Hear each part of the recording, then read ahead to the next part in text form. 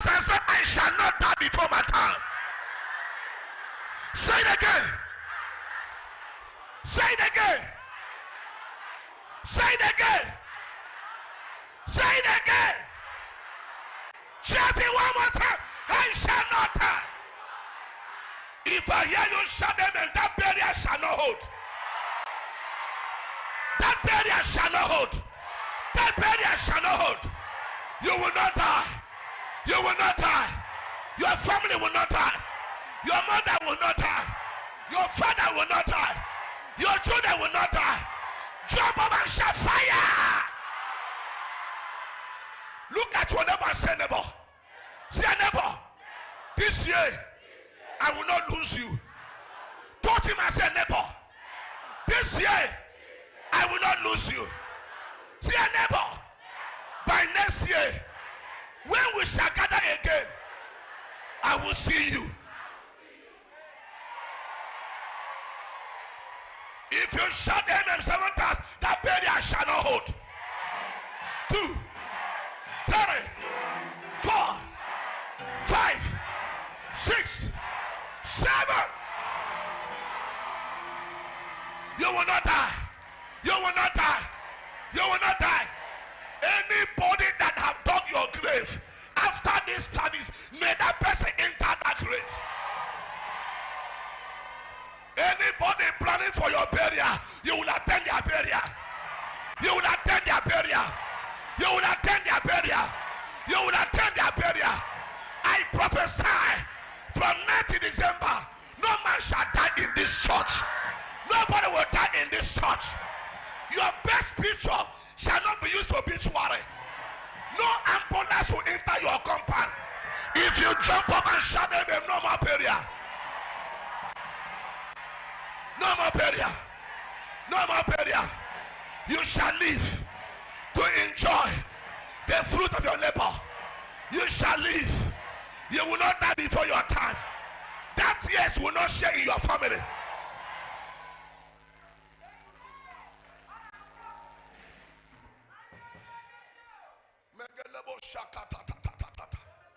Place your 2 hands on your head. I don't get you want to watch.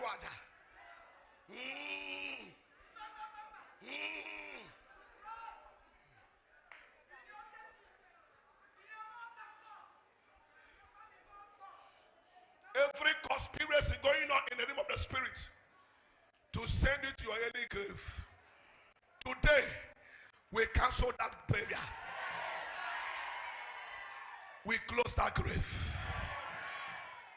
We close that grave. Come, be careful of friends. Not everywhere you will go, you relax. Because there's a conspiracy over your life. From now to December, be careful where you enter. Be careful where you eat. Be careful where you drink.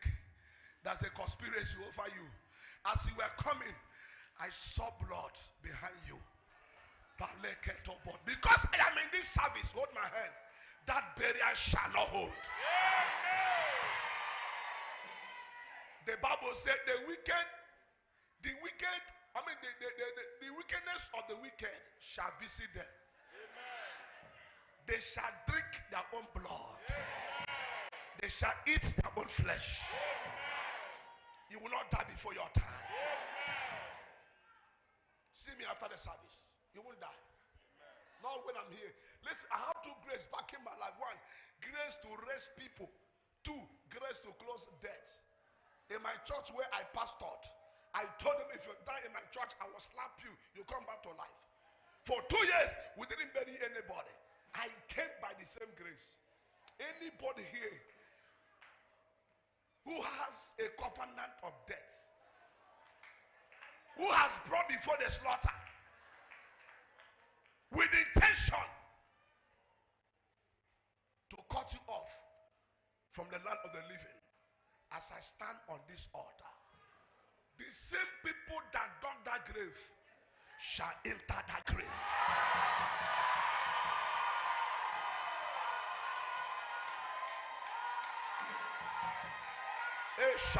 Mark my word, unless I am not a man of God, from 9th December, that burial shall not hold. I said that burial will not hold. Lift your hand and say that burial shall not hold in my family.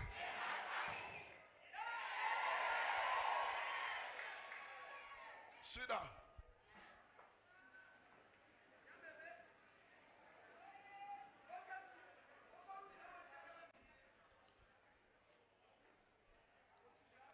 You will never labor in vain. How can a mother will train his children and a father from primary to secondary school to university, when the child is about to become a blessing to you, death will take you away? God forbid. God forbid. Because the moment a man dies, he's forgotten. All his labor on earth become a waste. That will not be your portion. And that is why we are in this prayer. I will never labor in vain. Agamanondu riuru ahunilem tara. Igano du riuru moge. Moge igano du riuru ha. Iyo blabon wike akabole ata. Akabole ata. Akabole ata. Akabole ata. Akabole ata. Akabole ata. Akabole ata.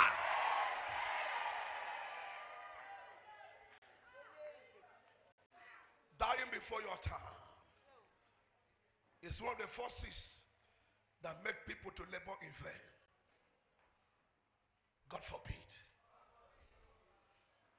Onye nwụrụ anwụ na-eme business. Onye nwụrụ anwụ amasịkwa ihe na-eme n'ụwa. That is why your enemy every now and then want to send you to your early grave. Because seeing you makes them angry. Seeing you breathing take away sleep from their eyes. They wish you are dead. But the Bible said, the thief cometh not, but to kill, to steal, to destroy. But I came that you may have life and have it more. And it said in the book of Psalms, with long life will I satisfy you and show you my salvation. Because even though you walk to the valley of shadows of death, thou shalt fear. 1,000 shall fall at your left hand, 10,000 at your right hand. Only with your eyes you shall behold and see the reward of the wicked. For no weapon fashioned against you that shall prosper, and every tongue that rises up against you in judgment thou shalt condemn. You will not die. Not your head, not your blood. Number what? Number 5 is what I call family and generational limitation.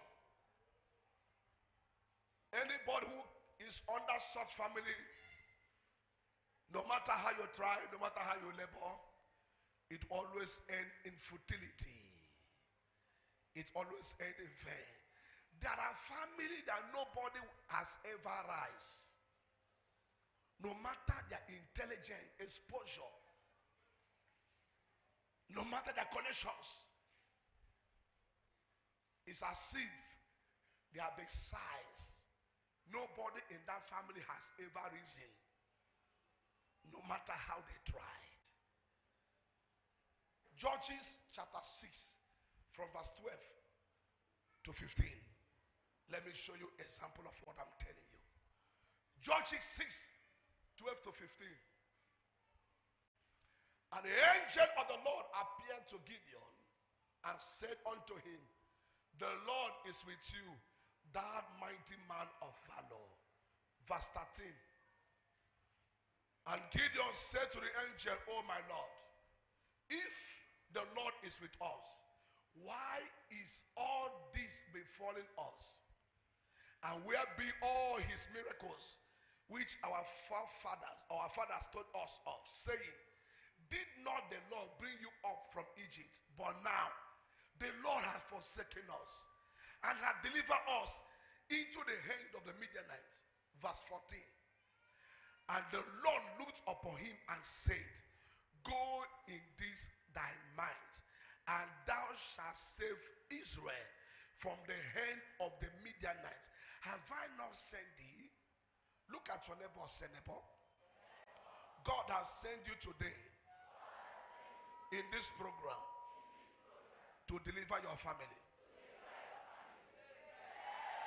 Touch him and say, neighbor, you are in this program this morning to bring deliverance to your family, to break your family limitation, to break your family history.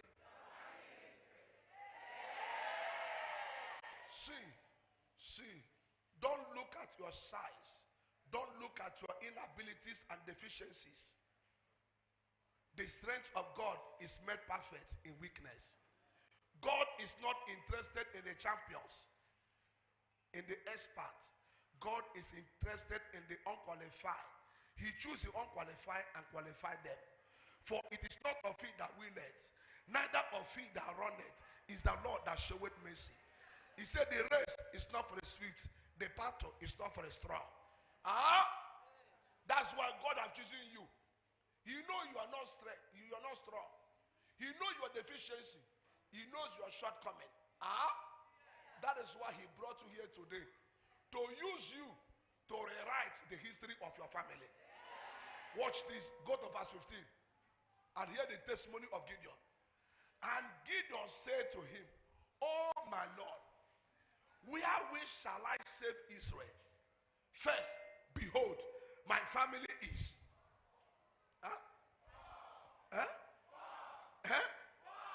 Now, this young man said to the angel, this is my family history. This is my family album. This is my family identity. We are the most poorest family in the land, in a city or village called Manasseh. We are popularly known for poverty. In fact, we are living in Poverty Avenue off Topland by Amechi Road. If you enter a village called Manasseh, ask of any poor family, for the poorest family, somebody will take you by the hand to our house, because we are popularly known for poverty. Watch this. My family is what? And I am the least in my father's house. Listen, his father was poor. His mother was poor. All his elder brothers were poor. So he will be the last born. He is poverty summarized. In fact, he is poverty personified. Papa, poor. Mama, poor. All the children, poor.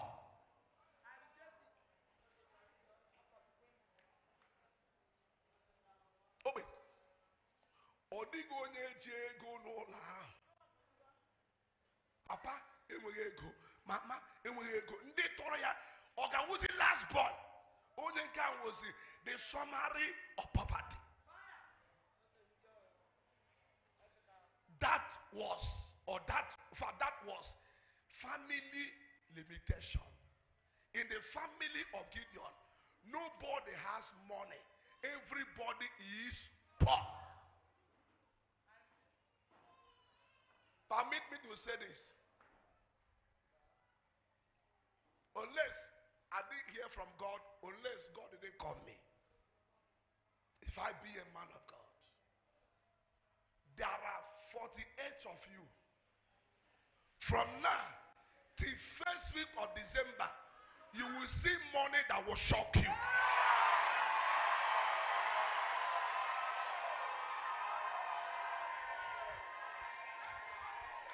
Listen. Stand up, everybody. Stand up. Open your two hands. Stand up. Listen. I put my ministry on the line. If God failed to bless you from now till first week of December, next time you see me, don't believe me. 48 of you I don't care about your family status. I don't care the financial level of your family. But 48 of you, from now till first week of next month, you will see money that will humble you.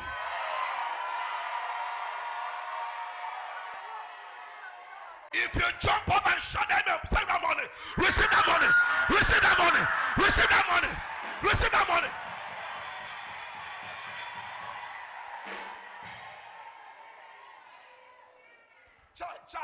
I wish you understand me. I wish you understand me. I wish you understand me. Listen to me. I know the grace I carry. Hey, Jesus help me.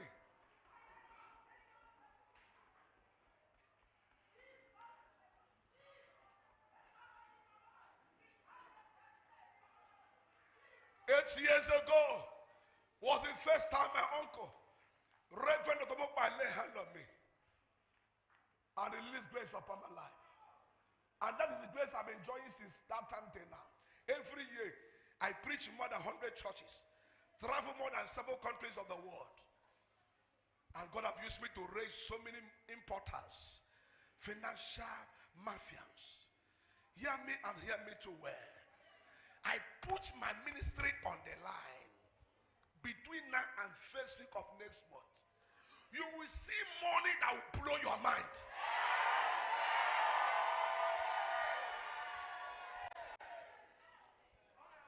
Let me even tell you, it is possible to break family limitation.